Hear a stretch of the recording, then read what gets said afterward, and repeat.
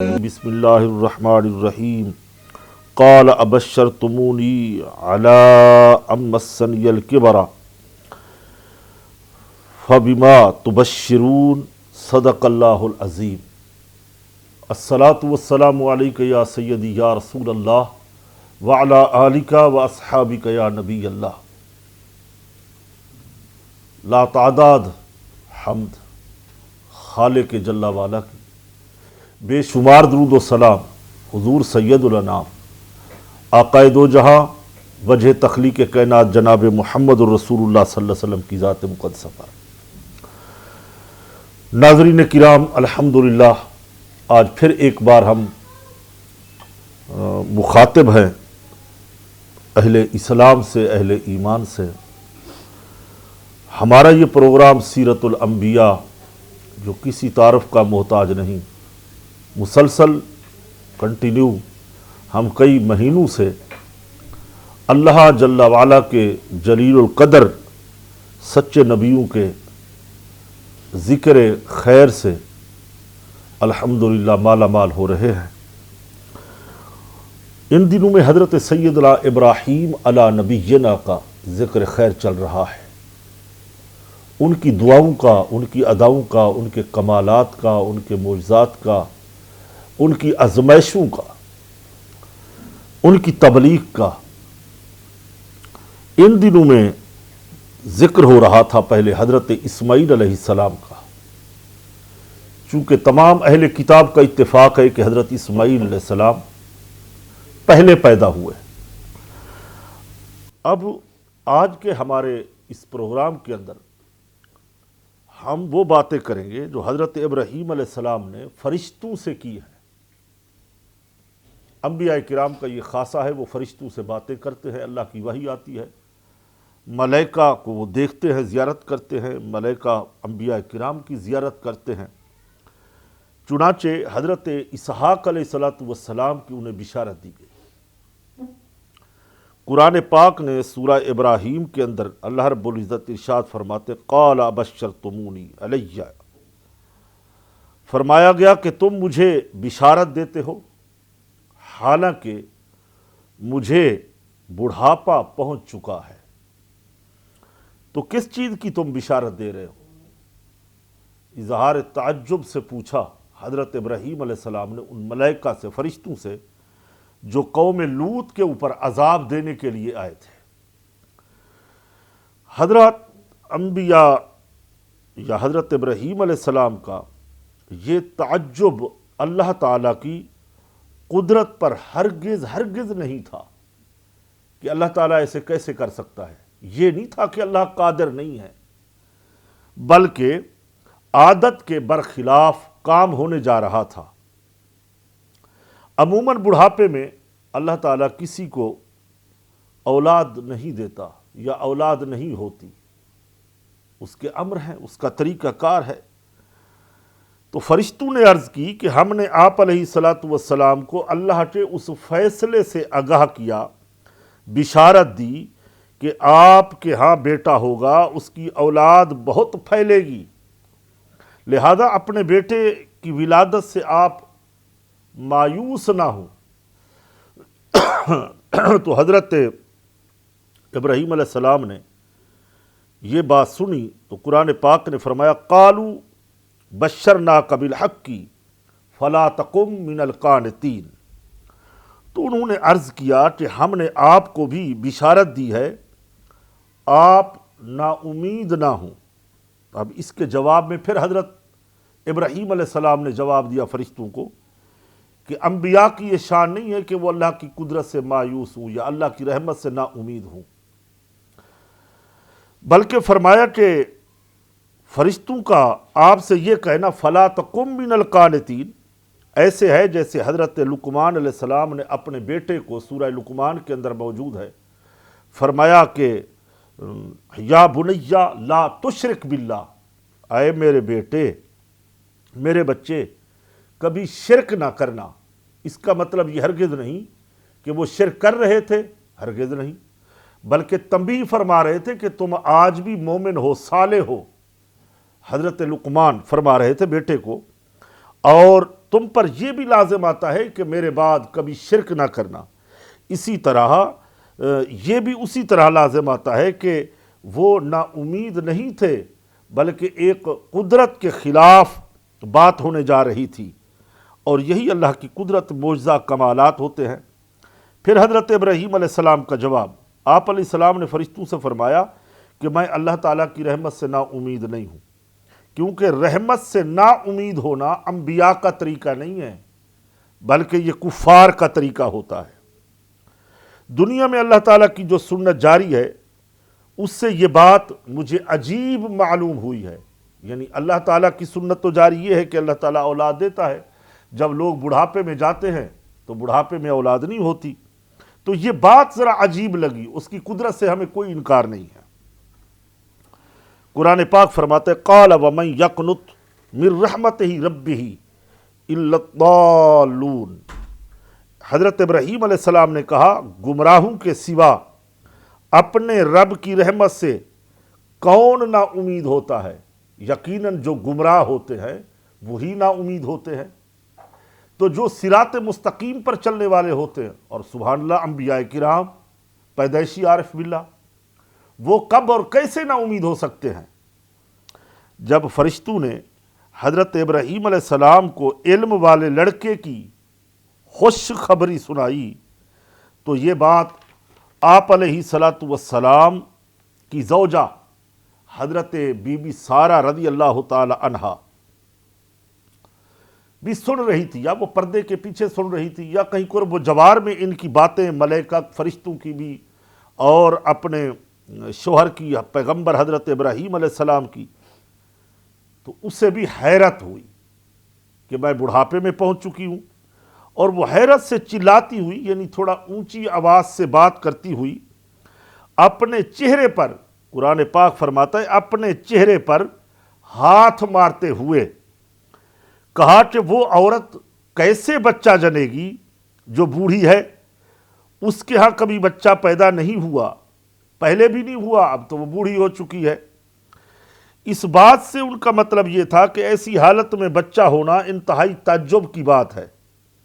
فرشتوں نے کہا جو بات ہم نے کہی ہے، آپ کے رب کا یہ فیصلہ ہے جل جلالہ و امن والہ، اللہ تعالیٰ نے یوں ہی فرمایا ہے، بے شک وہی اپنے افعال میں حکمت والا ہے، اس سے کوئی چیز پوشیدہ نہیں، اس کے رازوں میں سے بڑے بڑے راز ہوتے ہیں۔ قرآن پاک فرماتے ہیں فَأَقْبَلَتِ امْرَأَتُهُ فِي سَرَّةٍ فَسَكَّتْ وَجْهَهَا، فرمایا کہ تو ابراہیم کی بیوی چلاتی ہوئی آئی، پھر اپنے چہرے پر ہاتھ مارا اور کہا کیا بوڑھی باجھ عورت کو اللہ تعالیٰ بچہ دے گا، وہ بچہ جنے گی؟ تو فرشتوں نے کہا تمہارے رب نے فیصلہ فرما لیا ہے، اور وہی حکمت والا اور علم والا ہے۔ ناظرین سبحان اللہ، بڑا بہترین اور خوبصورت مکالمہ ہو رہا ہے، بڑے اچھے سوال و جوابات ہو رہے ہیں، بڑی علمی گفتگو ہو رہی ہے، اب اس میں کوئی تشنگی باقی نہیں رہتی۔ حضرت سارہ کو بھی بیٹے کی بشارت دی گئی۔ یہاں حضرت سارہ رضی اللہ تعالیٰ عنہ کھڑے ہو کر ہی یہ باتیں تقریباً سماعت فرما رہی تھی، سن رہی تھی۔ اسی دوران آپ رضی اللہ تعالیٰ عنہ کے بیٹے کی بشارت پر خوشی سے یا بڑھاپے میں اولاد پیدا ہونے کا سن کر تعجب کی وجہ سے ہنسنے لگی۔ بسا اوقات باتیں ایسی ہوتی ہے، تعجب کیا جاتا ہے کہ اچھا ایسا ہوگا، عقل تسلیم نہیں کر رہی ہوتی، اور ذہن نہیں مان رہا ہوتا، دماغ نہیں قبول کر رہا ہوتا، تو ہنسنے لگی۔ اللہ تعالیٰ نے آپ رضی اللہ تعالیٰ عنہ کو ان کے بیٹے حضرت اسحاق علیہ السلام کی خوشخبری دی، تو حضرت اسحاق کے بعد ان کے بیٹے حضرت یعقوب علیہ السلام کی بھی خوشخبری دی۔ حضرت سارہ کو خوشخبری دینے کی وجہ یہ تھی کہ ناظرین علماء کرام نے لکھا ہے کہ مردوں سے زیادہ بچے کی خبر سن کے عورتیں زیادہ خوش ہوتی ہیں۔ معاشرے کا یہ دستور ہے، معاشرے کا یہ عمل ہے۔ تو بہرکیف حضرت سارہ رضی اللہ تعالیٰ عنہ کے ہاں کوئی اولاد نہ تھی، اور حضرت ابراہیم علیہ السلام کے ہاں بیٹا تھا حضرت اسماعیل علیہ السلام۔ قرآن پاک فرماتا ہے وامرأتہ قائمۃ فضحکت فبشرناها باسحاق من ورائہ اسحاق یعقوب، سبحان اللہ۔ اور ان کی بیوی وہاں کھڑی تھی تو وہ ہنسنے لگی، تو ہم نے اسے اسحاق اور اسحاق کے پیچھے یعقوب کی خوشخبری دی۔ سبحان اللہ، وہ کتنا کریم رب ہے۔ حضرت ابراہیم علیہ السلام ایک بیٹے کی دعا مانگ رہے تھے، رب ہب لی من الصالحین، پروردگار مجھے نیک صالح بیٹا عطا فرما۔ اللہ رب العزت نے اسماعیل علیہ السلام کو پیدا فرمایا، اور پھر خوشخبری اسحاق علیہ السلام کی دی۔ پھر یہاں تک بس نہیں ہوئی، وہ کریم جب چاہے تو بہت کچھ عطا کرتا ہے، اس کی رحمت بڑی وسیع ہے۔ اپنے پیغمبروں کے ساتھ تو خاص تعلق ہوتا ہے، پیغمبران خدا اس کے قرب میں خاص ہوتے ہیں۔ اللہ اکبر۔ تو حضرت سارہ کو تعجب پر فرشتوں نے پھر جواب دیا۔ آئیے ہم ان فرشتوں کا جواب بھی اپنے ناظرین کی نظر کرنا چاہتے ہیں۔ بڑا دلچسپ اور علمی مکالمہ چل رہا ہے کہ قرآن پاک نے جا بجا اس مکالمے کو ظاہر فرمایا، اور مزاج میں کوئی تشنگی باقی نہیں رہتی، بلکہ اور شوق بڑھتا ہے سننے کا۔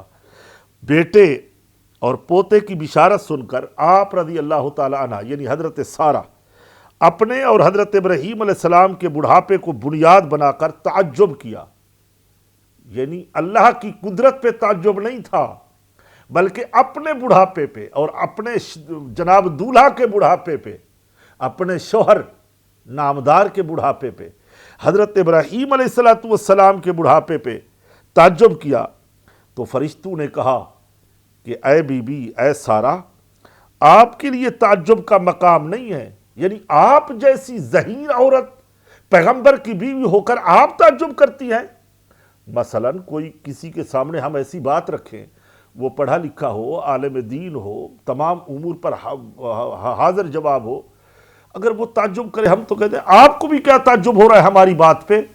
تو اسی طرح فرشتوں نے کہا کہ بات یہ ہے کہ آپ پیغمبر کی زوجہ ہیں، ہم نے آپ کو بشارت دی اور آپ تعجب کرتی ہیں، کیونکہ آپ رضی اللہ تعالیٰ عنہ کا تعلق بی بی اس گھرانے سے ہے جہاں وحی آتی ہے، جہاں آسمانی صحیفے آتے ہیں، یہاں معجزات عادتوں سے ہٹ کر کاموں کو سر انجام دیا جاتا ہے۔ یعنی عادت کے خلاف کوئی کام ہو تو وہی معجزہ ہوتا ہے۔ تو اللہ تعالیٰ کی رحمتوں اور برکتوں کے نازل ہونے کی جگہ آپ کا گھر ہے، امن کا گہوارہ ہے، محبتوں کا گہوارہ ہے، امن کی جگہ ہے، وحی نازل ہوتی ہے، ملائکہ آتے ہیں، مہمان نواز ہو، تو آپ یہ تعجب کرتی ہیں۔ تو انہوں نے بھی خوبصورت جواب دیا، بڑی حکمت بھرا جواب تھا کہ نہیں نہیں، اللہ کی قدرت پہ تو کوئی تعجب نہیں ہے، مجھے اپنے بڑھاپے پہ تعجب ہے اور حضرت ابراہیم علیہ السلام کے بڑھاپے میں تعجب ہے۔ قرآن پاک فرماتا ہے قالت یا ویلتا االد انا عجوز ھذا بعلی شیخا ان ھذا لشیء عجیب قالوا وتعجبین من امر اللہ رحمت اللہ وبرکاتہ علیکم اہل البیت انہ حمید مجید۔ سبحان اللہ۔ سورہ ہود کے اندر اللہ رب العزت نے یہاں یہ فرمایا، کیا خوبصورت جواب ہے کہ تعجب، کیا میرے ہاں بیٹا پیدا ہوگا حالانکہ میں تو بوڑھی ہوں اور یہ میرے شوہر بھی بہت زیادہ عمر کے ہیں، بے شک یہ بڑی عجیب بات ہے۔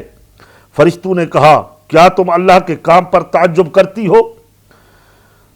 تو اے گھر والوں، تم پر اللہ کی رحمت ہو، اس کی برکتیں ہوں، بے شک وہی سب کچھ جانتا ہے، وہی خوبیوں کا مالک ہے، وہی عزت والا ہے۔ اللہ اکبر۔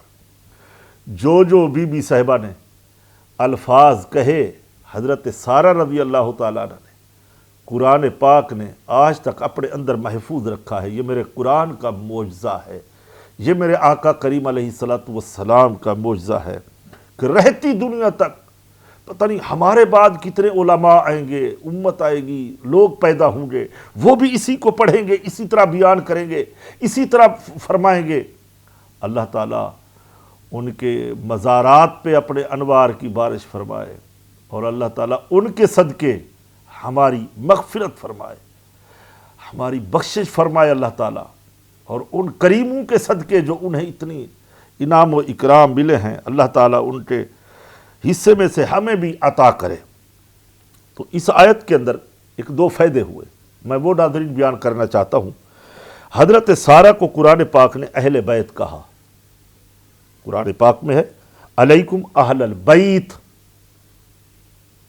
ناظرین مسئلہ بڑا دلچسپ ہے، مگر ملتے ہیں انشاءاللہ ایک مختصر بریک کے بعد۔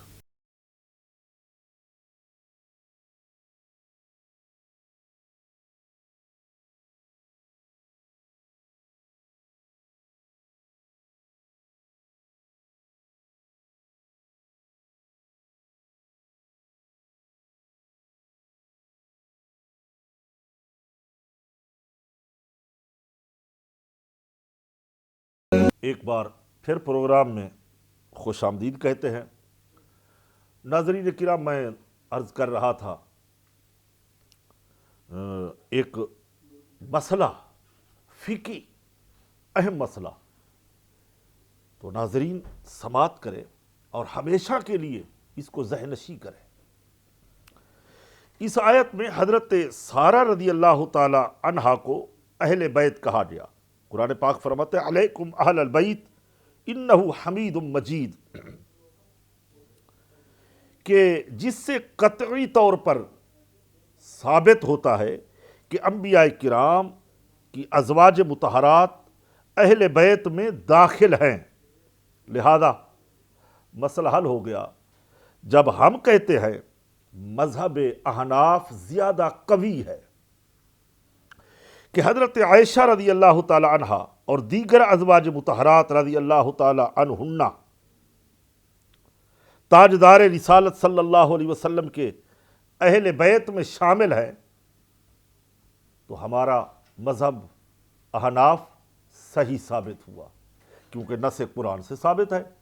فرشتوں نے حضرت سارہ کو علیکم اہل البیت انہ حمید مجید سورہ ہود کے اندر موجود ہے۔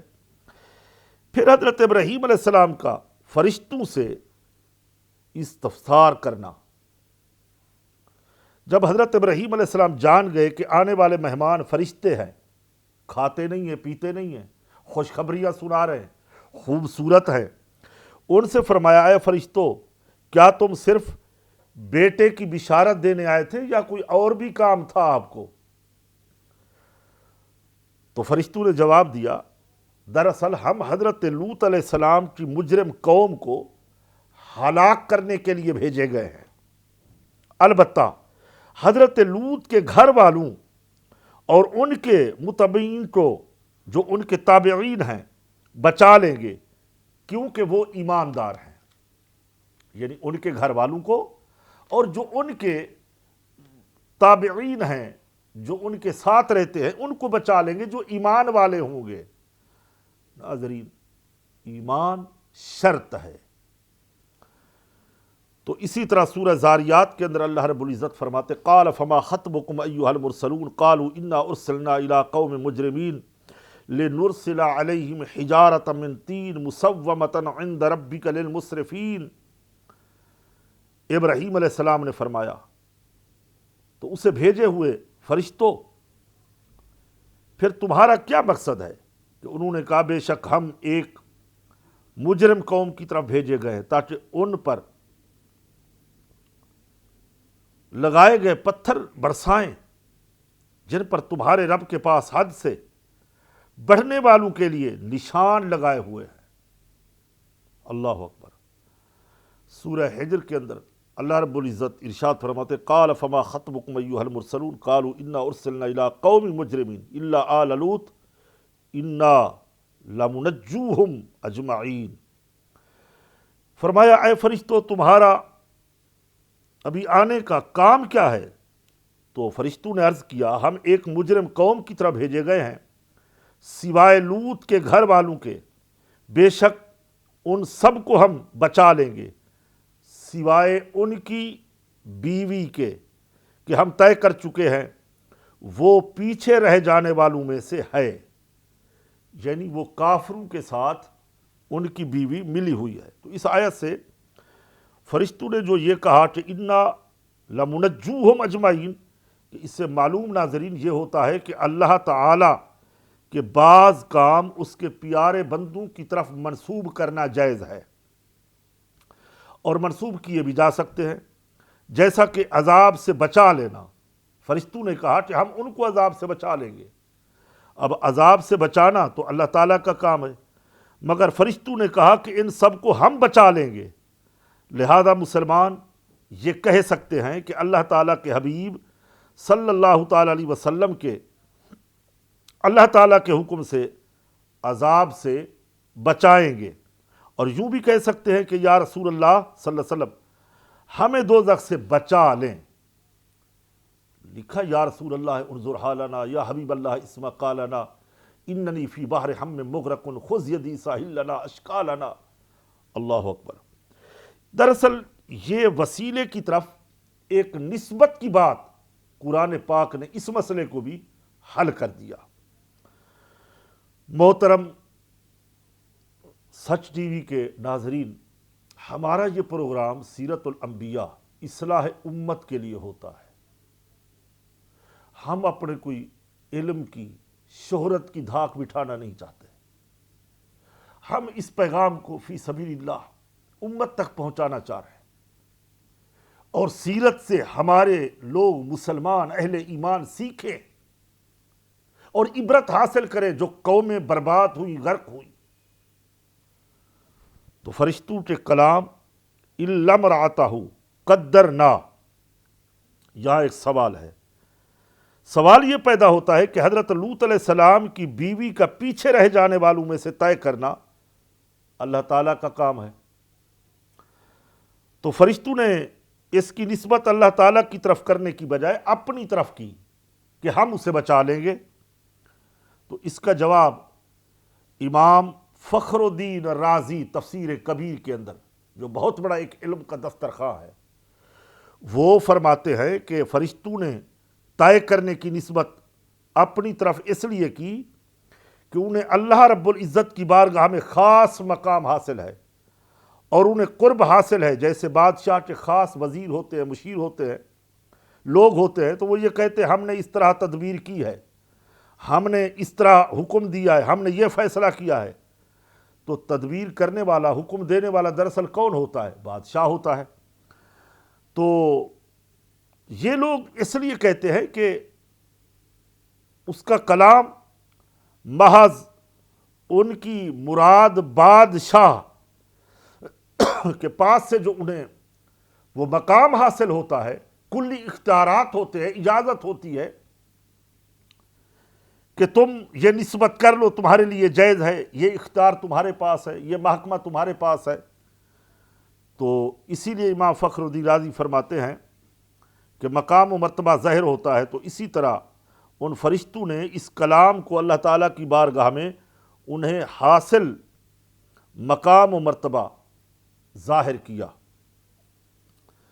تو اللہ تعالیٰ رب العزت کریم ازلی ابدی خدا ہے، اس کا علم تو ذاتی ہے، عطائی نہیں ہے۔ اس سے یہ بھی معلوم ہوا جسے اللہ تعالیٰ کی بارگاہ میں خاص مقام ہو اور قرب حاصل ہو، تو وہ اللہ تعالیٰ کے بعض کاموں کو اپنی طرف منسوب کر سکتا ہے، نسبت دے سکتا ہے۔ تو یہ بھی معلوم ہوا کہ نیک بختی اور بد بختی کا علم اللہ تعالیٰ کے فرشتوں کو بھی دیا جاتا ہے، اور فرشتے اللہ تعالیٰ کی عطا سے جانتے ہیں کون مومن مرے گا، کون کافر مرے گا، کون کس وقت کہاں مرے گا۔ اللہ تعالیٰ یہ علوم فرشتوں کو عطا فرماتے ہیں۔ ناظرین کرام، انشاءاللہ دلچسپ گفتگو چل رہی ہے، اور ہم ملتے ہیں ایک مختصر وقفے کے بعد۔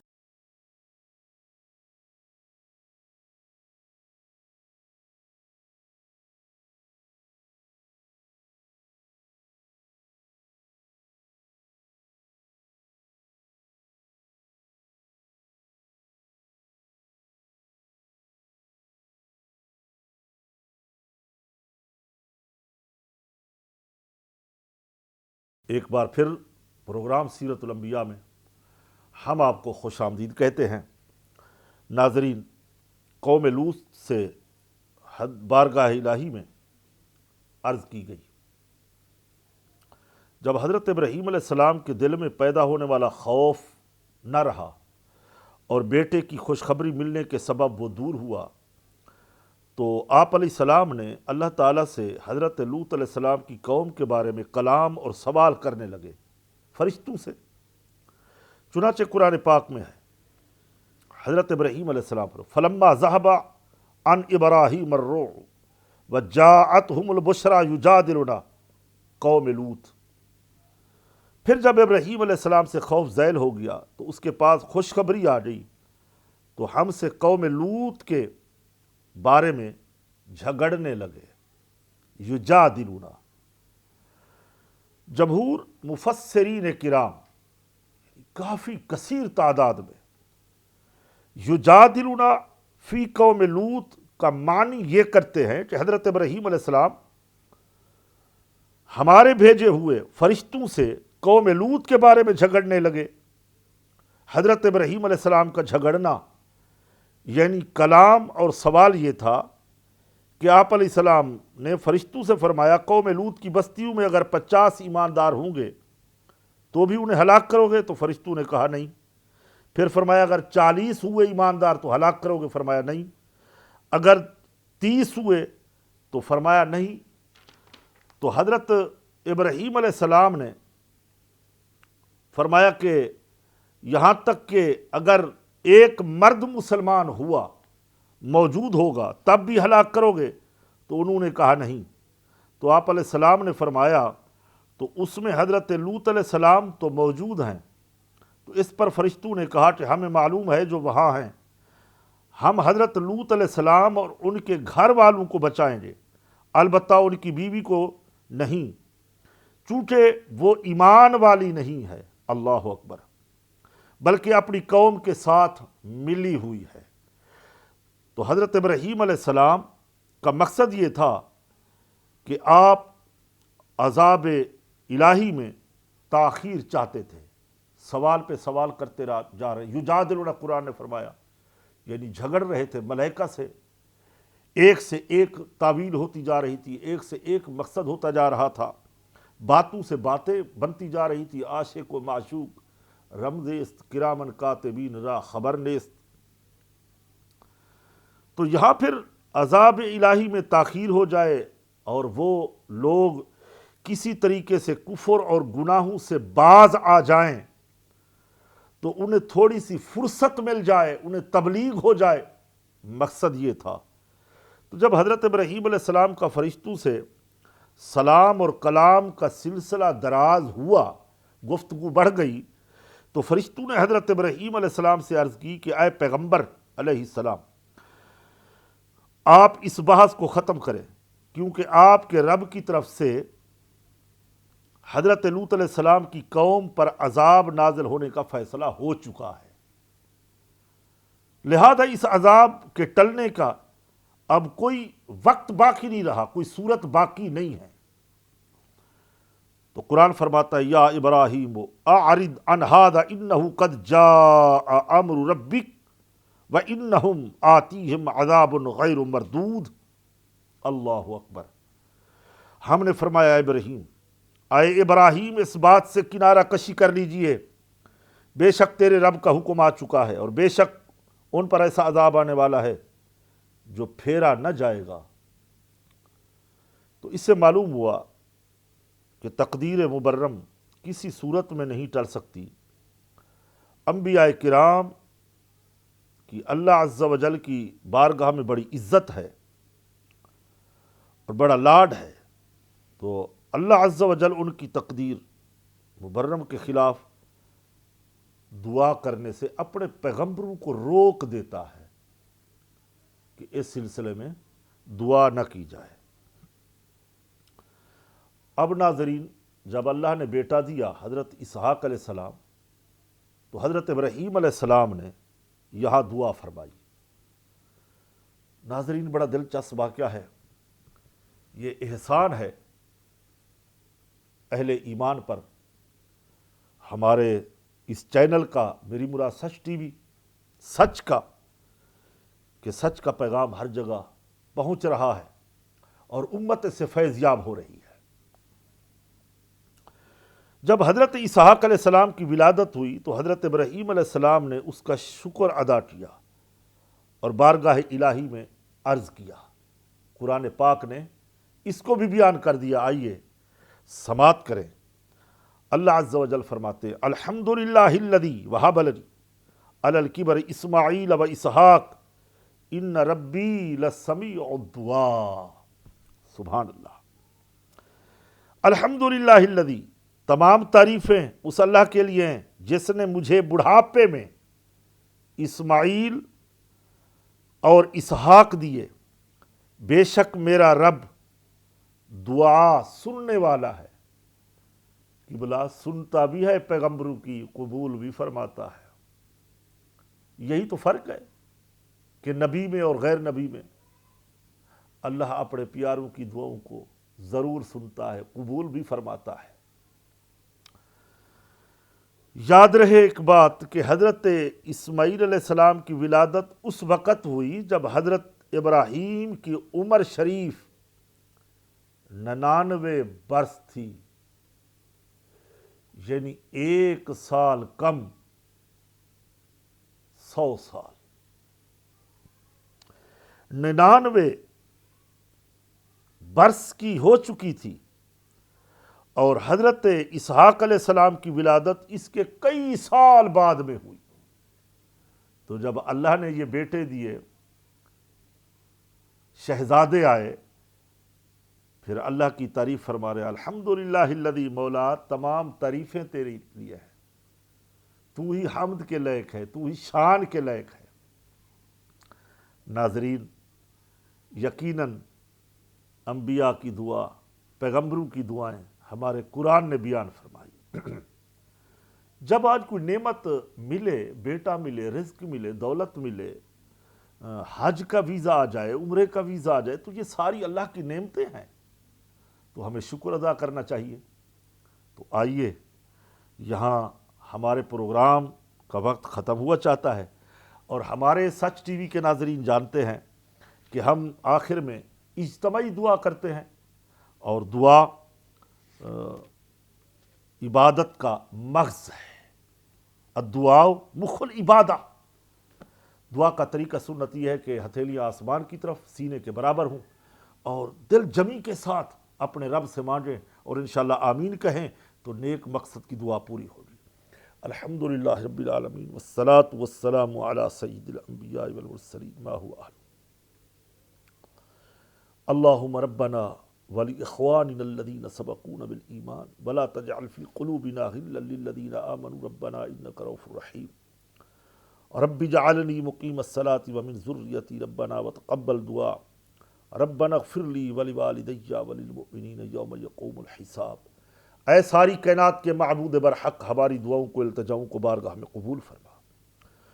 مولا تو ہمارے والدین کی مغفرت فرما، ہمارے آباء و اجداد کی مغفرت فرما۔ اے اللہ، جہاں جہاں یہ ہمارا پروگرام سیرت الانبیاء دیکھا جا رہا ہے، سنا جا رہا ہے، مولا جو ناظرین ہمارے دعا میں شامل ہیں، شریک ہیں، اللہ ان کے نیک مقاصد پورے فرما، بیماروں کو شفا عطا فرما۔ جو بیٹیاں، بچیاں جوان گھروں میں، لڑکے جوان ہو چکے ہیں، مولا ان کو نیک ہم پلہ رشتے عطا فرما۔ جو بے اولاد ہیں، مولا حضرت ابراہیم علیہ السلام کی دعا پاک کے صدقے سے ان بے اولادوں کو تو نرینہ صالح اولاد عطا فرما۔ مولا تیری قدرت کاملہ سے کوئی بات بعید نہیں، تو جیسے چاہتا ہے مولا تیرا فضل اسی طرح کرتا ہے۔ اے کریم اللہ، ملک پاکستان کی حفاظت فرما، افواج پاکستان کی خیر فرما، ہمارے ملک پاکستان کی سرحدوں کو مضبوط سے مضبوط تر بنا دے۔ مولا جو پچھلے دنوں پشاور حادثے میں نمازی شہید ہوئے، اللہ ان کی مغفرت فرما، درجات بلند فرما۔ سبحان ربک رب العزت عما یصفون والسلام علی المرسلین والحمد للہ۔